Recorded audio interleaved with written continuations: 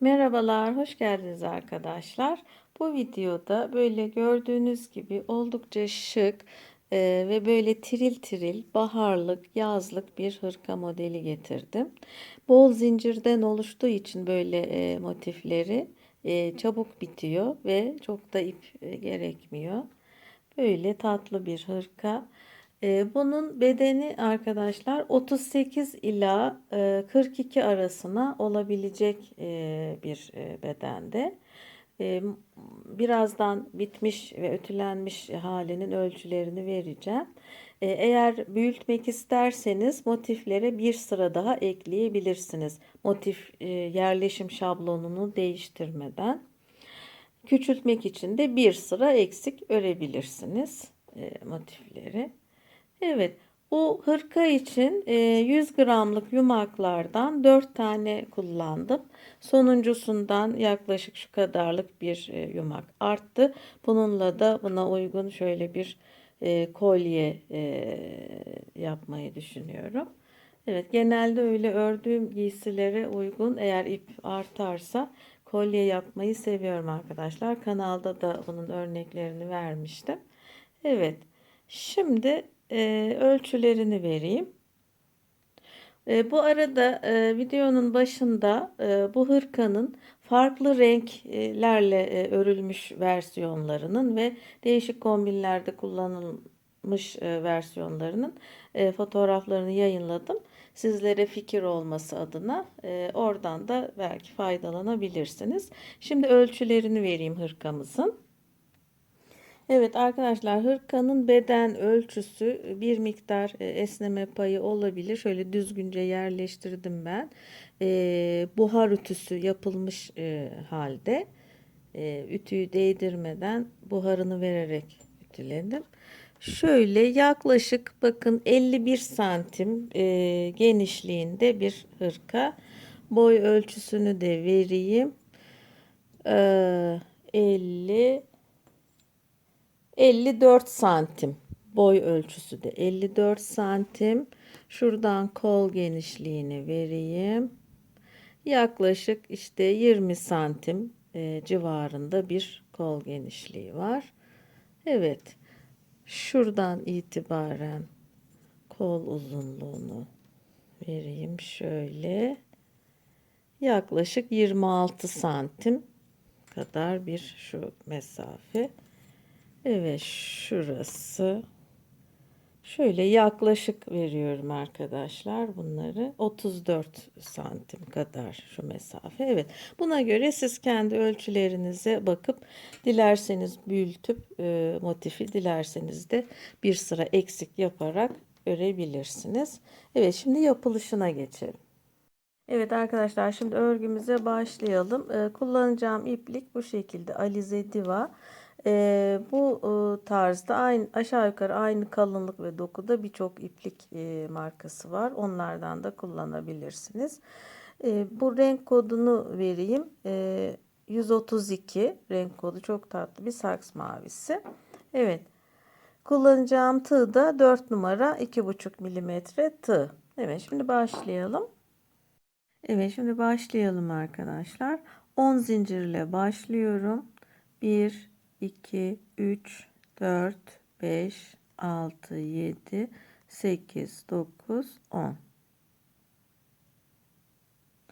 Evet, birleştiriyorum. Bir zincir çekiyorum. Bu 10 zincirin içine 24 tane sık iğne yapacağız. 1 2 3. Evet, dönelim. 24 tane olacak. Evet, 24 tane sık iğneyi yaptık. Şimdi birleştiriyorum. Şöyle. Evet. Şimdi 16 tane zincir çekeceğiz. 1 2 3 4 5 6 7 8 9 10 11 12 13 14 15 16. Hemen yanındaki sık iğneye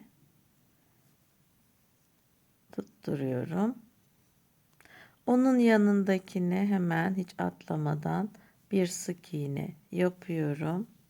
Sonra tekrar 16 zincir. 1, 2, 3, 4. Evet, devam edelim. Evet, 16 zincir çektim yine. Hemen yanındaki sık iğneye batıyorum. Ve onun yanındakine yeniden bir sık iğne. Tekrar 16 zincir. Bu şekilde 12 tane böyle yaprak yapacağız. Evet arkadaşlar, 12 tane yaptık. Şöyle sayalım. 1, 2, 3, 4, 5, 6, 7, 8, 9, 10, 11, 12. Şimdi şu ilk yaprağın tepesine çıkacağız. Bunun için ilmek kaydırma yapıyorum. Şöyle şu zincirlerden sırayla, burada isterseniz daha ince bir tığ kullanabilirsiniz kolay yapabilmek için. 1, 2, 3,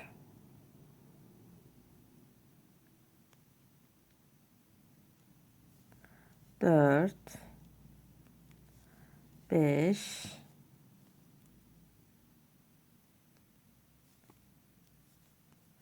6 ve 7 tane zinciri böyle yürüttüm.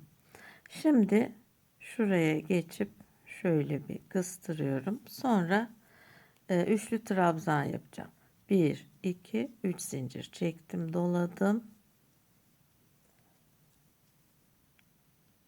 Üçlü trabzan yaptım. Yanına üçlü trabzan. Şimdi 1, 2, 3 zincir çekip doluyorum. Aynı yere yine üçlü trabzanlar. 1, 2 ve 3. Şimdi 6 zincir çekiyorum. 1, 2, 3, 4, 5, 6. Hep 6 çekeceğiz.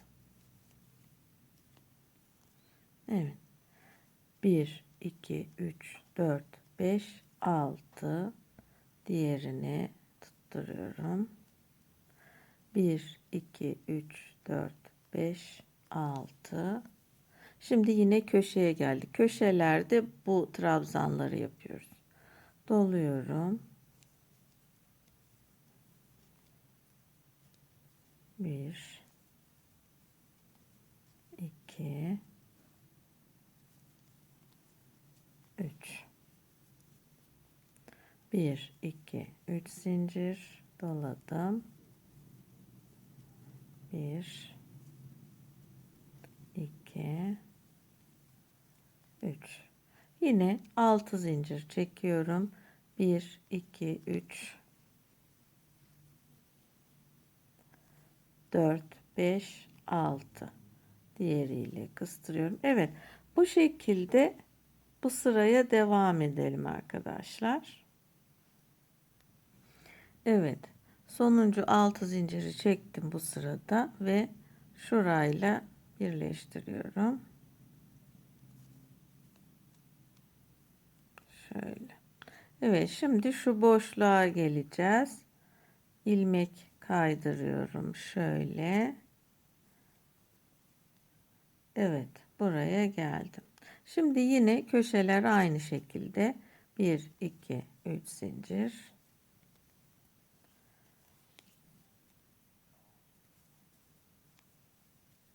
3 tane yaptım. 1, 2, 3 zincir. 1, 2, 3. Evet, bu şekilde. Şimdi 1, 2, 3, 4, 5, 6. Hep 6 zincir çekiyoruz buralarda. Kıstırdım. 1, 2, 3, 4, 5, 6.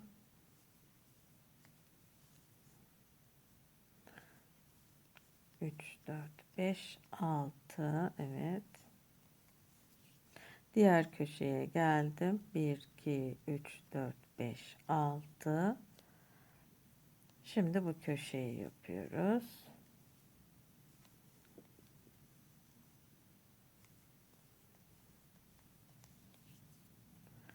Bir, iki, üç.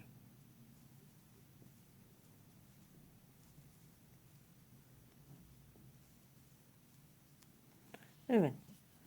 Bu sıraya da bu şekilde devam edelim. Evet, 6 tane zincir çektim ve birleştiriyorum köşeyle. Şimdi son sıraya geliyoruz arkadaşlar. Şöyle yine ilmek kaydırarak şuraya geldim. Yine köşeyi yapıyoruz. 1 2 3 zincir. Evet, 3 tane trabzan yaptım. 1 2 3 zincir. Bu sırada yine bir önceki sıranın aynısı. Şöyle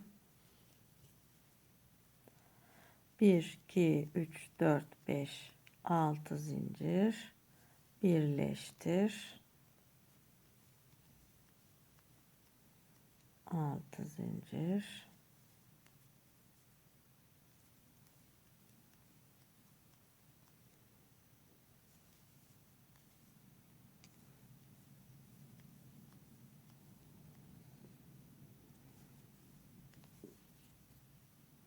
Yine 1 2 3 4 5 6 zincir. Evet. Köşeyi yapıyoruz. Evet. Motifimiz bu şekilde bitecek. Bu sırayı tamamlayalım. Son sıra, yani bu sırada birleştiriyoruz motifleri. Şimdi birleştirmeyi de göstereceğim. Evet, sırayı tamamlayalım. Evet arkadaşlar, motifimiz bu şekilde. Şöyle. Şimdi bunun ölçüsünü vereyim. Evet, bu örgü bittikten sonra ütünün buharıyla ütüyü değdirmeden sadece buharını vererek ve böyle elimizle şöyle açarak ütülüyoruz. O zaman biraz büyüyor arkadaşlar. Şimdi şöyle örüldüğü şekliyle şöyle 10 santim diyebiliriz. 10 santim kenarları olan bir kare. Şimdi şurada şu gövdede ütüledim şu parçaları. Evet, bunlar ütülenmiş hali. Şöyle orada göstereyim. Evet. Şuradan itibaren baktığımızda şöyle bakın, yani 11,5 santime denk düşüyor. Yani 1,5 santim kadar büyüyor ütülendikten sonra. Yani 1-1,5 santim kadar büyüyor motifler. Evet, şimdi nasıl birleştirdiğimize bakalım. Şimdi şu motifteyiz. Evet. Şöyle birleştireyim. Motifin son sırasındayım arkadaşlar. Burada bakın. Kenar köşede 1 2 3 kez yapmışım. Şuradan başlıyor son sıra. Evet. 1 2 3 4 5 6 zincir çektim. Şu köşeye geldim. 1 2 3 4 5 6 zincir köşeyi yapıyorum. 1 2 3. Evet. Şimdi burada köşeye geldim. Bakın birinci dilimi yaptım. 1 2 zincir çekiyorum. Hemen motifin köşesine geldim. Şöyle aldım. 1 2 zincir çektim, doladım ve motifimize döndük. Diğer dilimi yapıyoruz. 1 2 ve 3. Şimdi 1 2 3 zincir çekiyorum ve bakın hemen motifin şu ilk boşluğuna şöyle kıstırdım. 1 2, 3 zincir çekiyorum.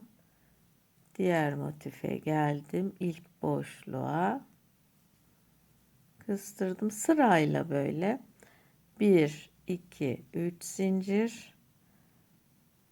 İkinci boşluğa geldim. Kıstırdım. 1, 2, 3 zincir. İkinci boşluk burada. 1, 2, 3 zincir. Üçüncü boşluğa geldik. Sırayla böyle gidiyoruz. 1, 2, 3. Bir öndeki motiften bir arkadaki motiften alarak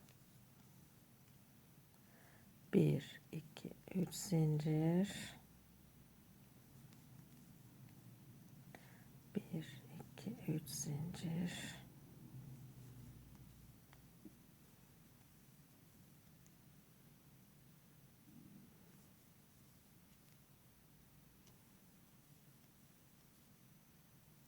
Evet. Şimdi burada bakın şu hale geldi. Şöyle burada doladım. Direkt buraya geliyorum. Köşeyi yapıyoruz. 2, 3. Evet. Yine 1, 2 zincir çekiyorum. Bu köşeyi. Tekrar 1, 2 zincir. Ve burayı dolduruyoruz. Normal. Eğer burada bir motife daha şurada birleştirmek isteseydim, şu köşeyi birleştirdikten sonra burada tekrar aynı işlemi yapacaktım. Yani 3 zincir çekip karşı motife bağlanacağım. Karşı motiften tekrar 3 zincirle buraya bağlanacağım. Aynen burada yaptığım işlemi yapacağız.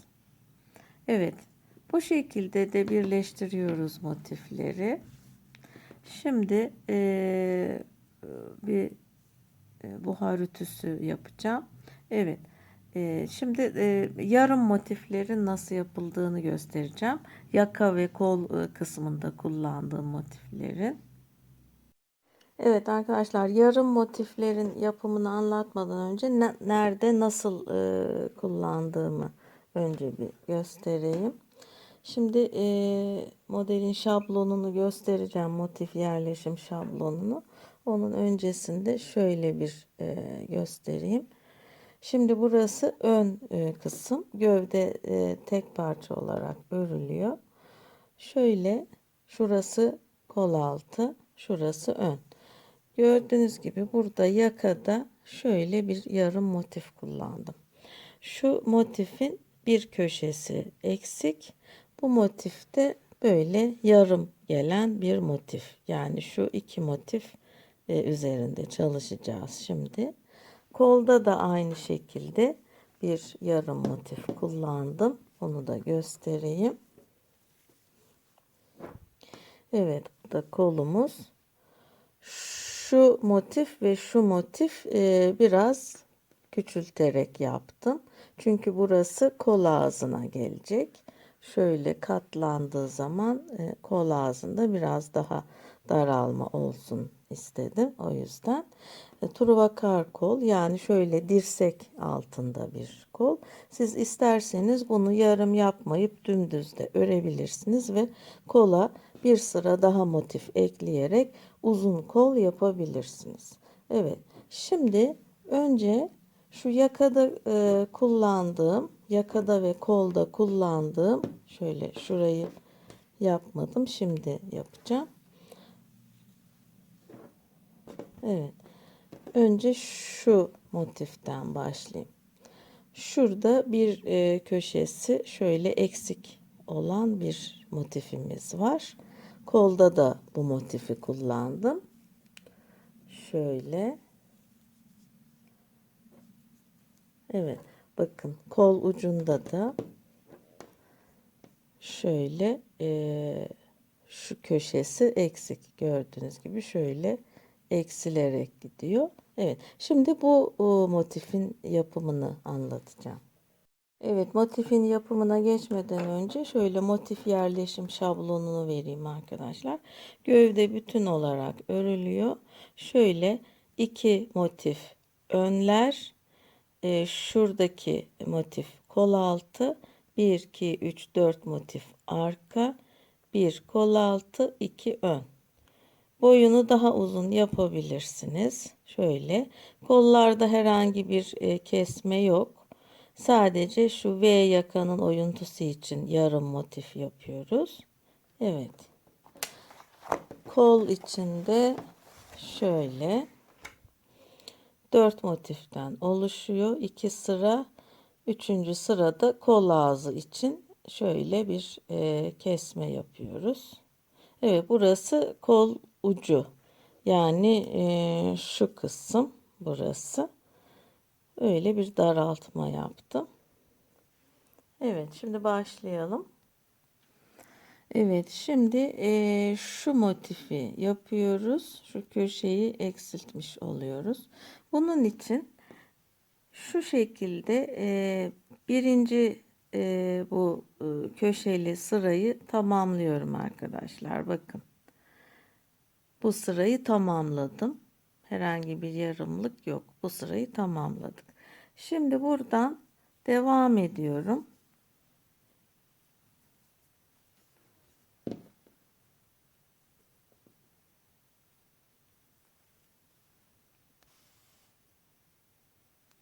Evet, şimdi buradan devam ediyorum. Normal köşemize geçiyoruz. Şöyle 1, 2, 3. Evet, normal köşemizi örüyoruz. Şöyle devam ediyorum.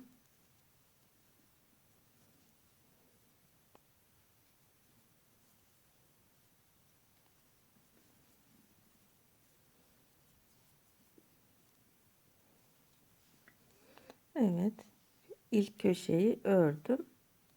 Şimdi 6 zincir çekiyorum. 1, 2, 3, 4, 5, 5, 6.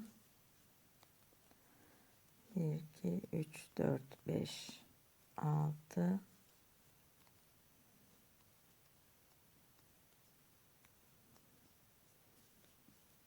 Bu yarım motifleri isterseniz ördükten sonra birleştirin. Çünkü onu simetriğini denk getirmek zor olabilir. Ördükten sonra kenarlardan kendi ipiyle dikerek birleştirirseniz daha kolay yaparsınız.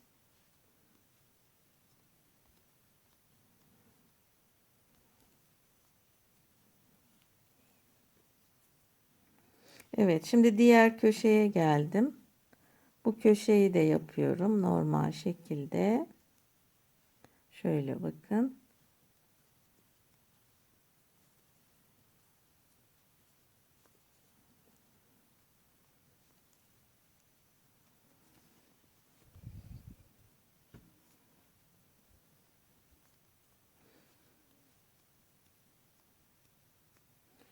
Diğer köşeye kadar gelelim, şuraya kadar. Evet, 3 köşemizi yaptık. Şöyle bakın, normal şekilde şurada 2 tane sıra, şu köşede 2 tane, bu köşe. Şimdi buraya kadar şöyle yapacağız. 1, 2, 3, 4, 5, 6. 1, 2, 3, 4, 5, 6.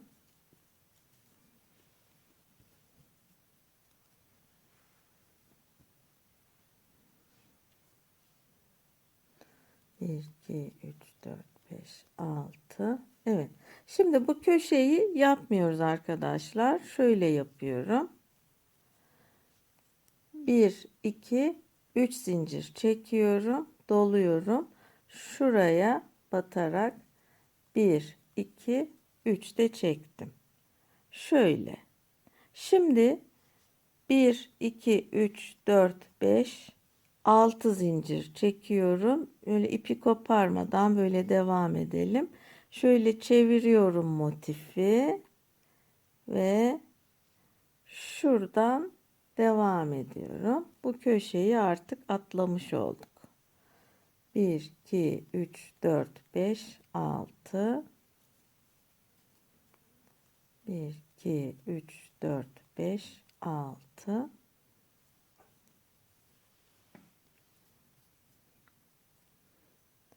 1 2 3 4 5 6.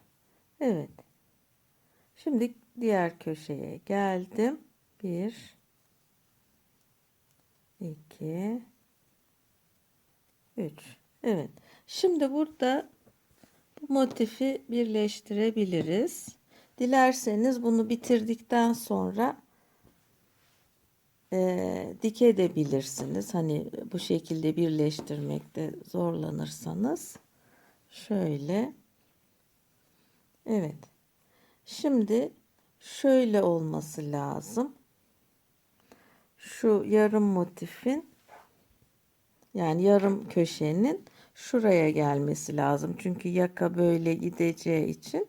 Bakın yarım köşe şurada. Şimdi şuradan motifimi birleştirmeye devam edeceğim. Şu iki kenarı birleştireceğim buraya. Şu köşeden. Şöyle alıyorum. Bir, iki zincir çektim. Bakın şöyle. Bu köşe yarım. Buralar tam. Şuradan birleştiriyorum.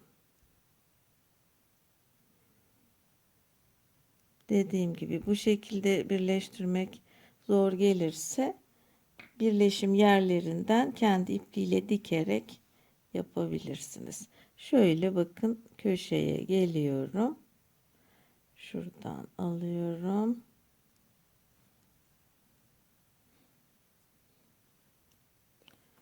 Bir, iki, üç.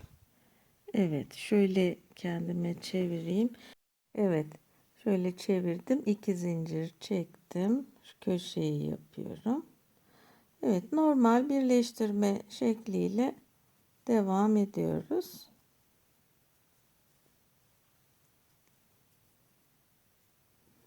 Evet. 1 2 3 zincir şuraya.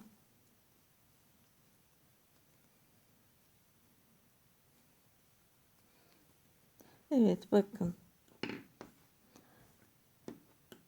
Şöyle şu iki sırayı buraya böyle birleştiriyorum. Şurada bir azaltma yapmış olduk. Evet, devam edelim. Evet, birleştirme işlemini tamamladım arkadaşlar. Şöyle oldu bakın. Şu köşe eksik. Sadece bir köşe var burada. Şöyle bir sıra köşe var. Şöyle. Evet. Şimdi burada en son burayı birleştirdim. Bir zincir çekip ipimi kesiyorum. Diğer yarım motife geçeceğiz.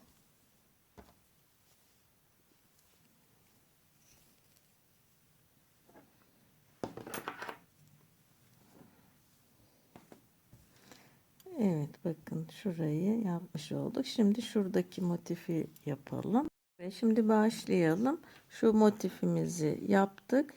Şimdi şu diğer daha küçük olan şu motifi yapacağız arkadaşlar.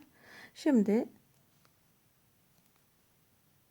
10 zincir ile başlıyorum, yine normal şekilde örüyorum motifimi. 1 2 3 4 5 6 7 8 9 10 birleştiriyorum. Evet, bir zincir çekip içine 24 tane sık iğneyi yapıyorum. 1 2, evet, 24 tane dolduralım. Evet, 24 tane yaptım. Şimdi birleştiriyorum. Evet, 16 zincir, 1 2 3 4 5 6 7 8 9 10 11 12 13 14 15 16. Hemen yanındakine bat. Hemen yanındakine bat. Evet, bu şekilde normal motifte 12 tane yapıyorduk. Şimdi bunlardan 7 tane yapacağız arkadaşlar. Evet, bu şekilde 1, 2, 3, 4, 5, 6, 7 tane yaptım. Şimdi buradan şöyle bir zincir çekip motifimi şöyle çeviriyorum. Buradan devam edeceğim çünkü. Şöyle diğer motiflerde yaptığım gibi yukarı doğru şöyle çıkalım. Zincirin yukarısına doğru. Bunu yaparken bir tık ince tığ kullanabilirsiniz.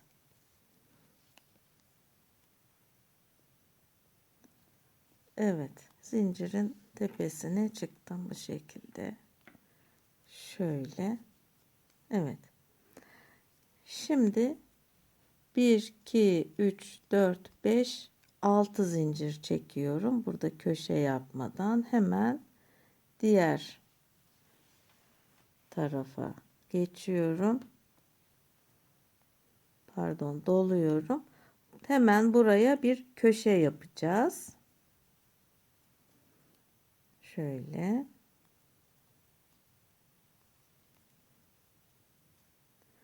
Bir, iki, üç zincir. Şöyle yaptık. Bakın buradan hemen buraya bir köşe yapıyoruz. Bir, iki, üç. Evet, diğer köşeye kadar gelelim. 1, 2, 3, 4, 5, 6. 1, 2, 3, 4, 5, 6. Evet, şimdi diğer köşeyi yapacağım.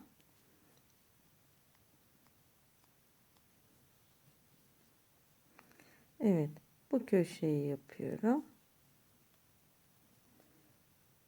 1, 2,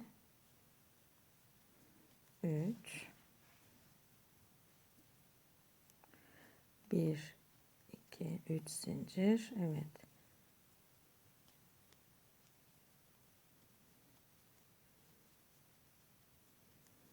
Evet. Bu şekilde bakın iki köşemizi yaptık. Şimdi 6 zincir. 1, 2, 3, 4, 5, 6.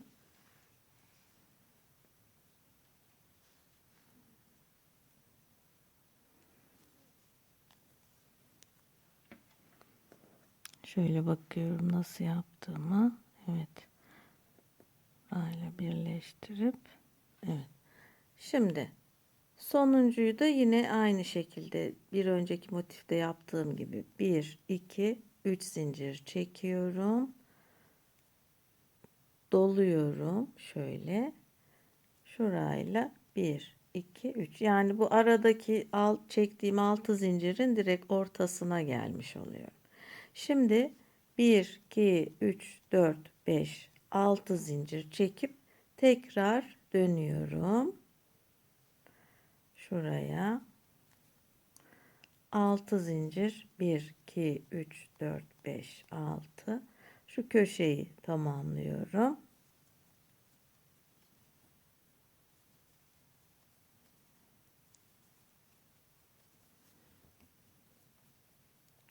1, 2, 3 zincir.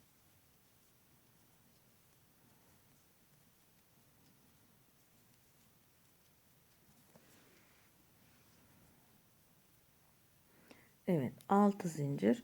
1, 2, 3, 4, 5, 6. 1, 2, 3, 4, 5, 6.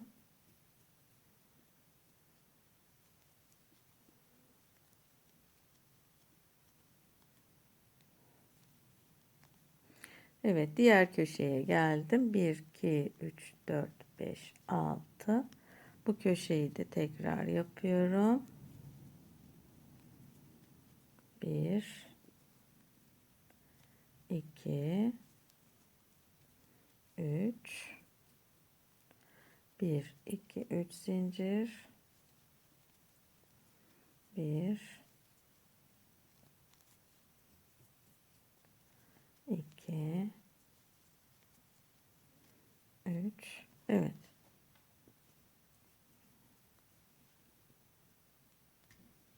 Evet, bu köşeyi de tamamladım. Şimdi yine 1 2 3 zincir çekip doluyorum. Şuraya 1 2 3 ile geliyorum. Şu aradaki 6 zincirin ortasına gelmiş olduk yine. Şimdi tekrar 1 2 3 4 5 6 zincir çekiyorum ve şu köşeye geliyorum. 1 2 3 zincir, 3 trabzan yaptım. Evet, köşemizi tamamlıyoruz. Evet, şimdi son sıraya geldiğimiz için bu köşede birleştirme yapıyorum arkadaşlar. Daha önce şurayı birleştirmiştik beraber, şu yarım motifi. Şimdi bunu şöyle, şu kısım şurası buraya gelecek şekilde, burası şu omuza gelecek şekilde. Evet, şurası omuz, şurası yaka, şöyle bu şekilde birleştiriyorum. 1 2 zincir çektim. Bakın şöyle örerken şöyle çeviriyorum şuradan. Evet, 1 2 zincir çekip şöyle devam ediyorum. Dediğim gibi bu birleştirmekte zorlanırsanız motifi tamamlayıp dikebilirsiniz. Şuradan bakın köşeyi yapıyorum. 1 2 3 1 2 3. Evet, bakın şöyle oldu. Şimdi şurayla birleştiriyorum.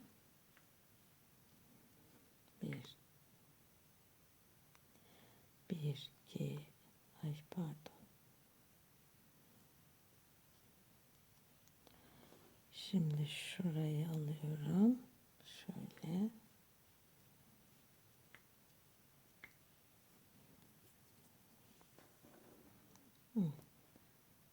Şimdi şurayı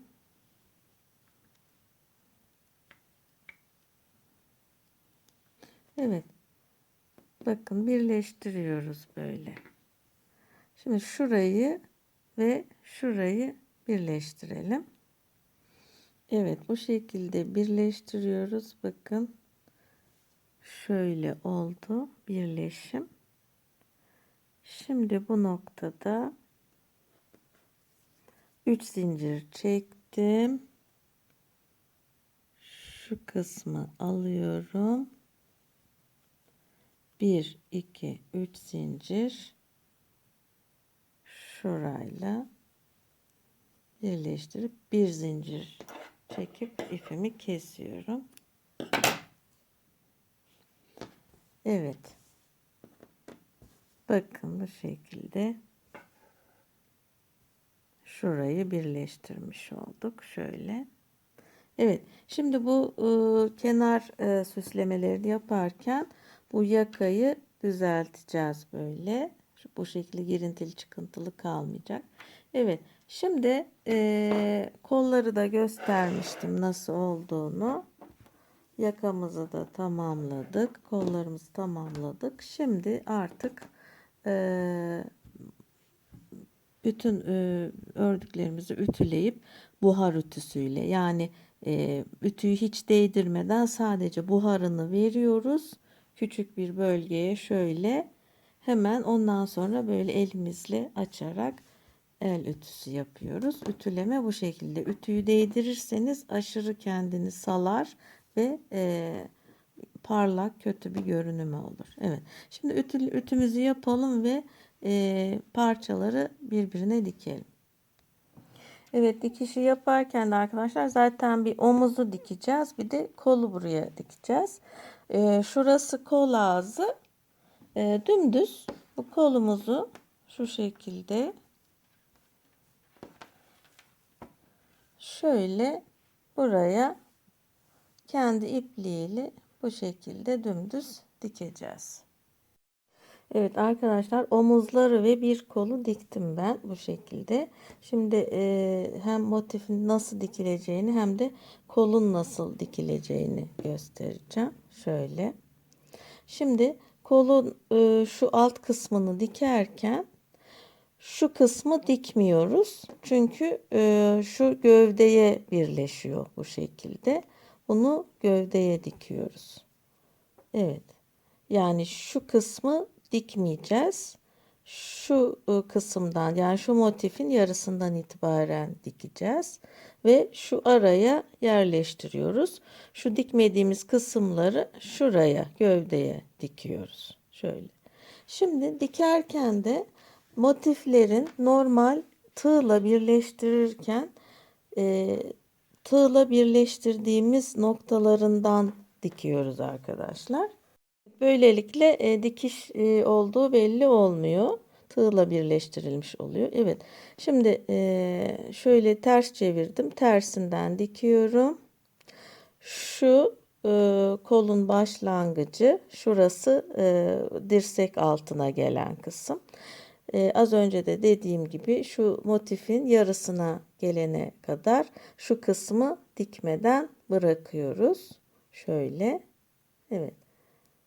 Şimdi şu nokta, şu nokta, şu iki noktayı atlıyorum. Şu üçüncü noktadan itibaren şöyle bakın, birleşim yerinden kendi ipiyle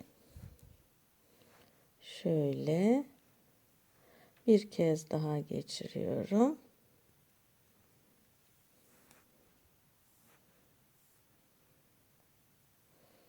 Evet. Şurayı diktim, karşılıklı gelen yeri. Sonra diğer birleşim yerine şuraya gelene kadar ipimi böyle zincirin içinden yürütüyorum. Ve şu noktaya geliyorum. Burada tığla birleştiriyorduk. Evet, şöyle de çekiyorum büzdürme olmasın diye. Ve hemen karşısındakinden şöyle alıyorum. Evet, bakın. Bir kez daha geçiriyorum.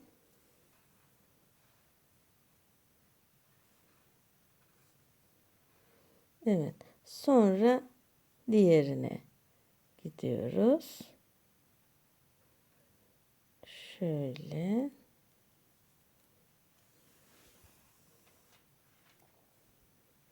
Şöyle çekiyorum. Hemen karşısındakinden.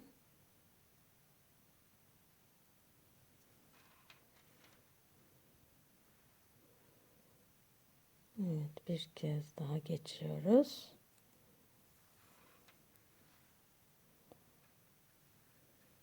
Evet.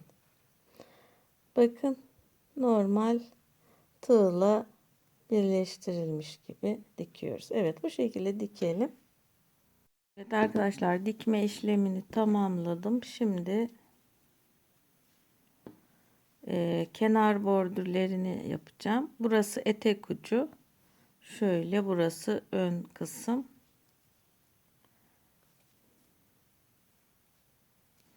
Şöyle iki zincir çekiyorum. Önce bir sıra ikili trabzan yapacağım. Şöyle.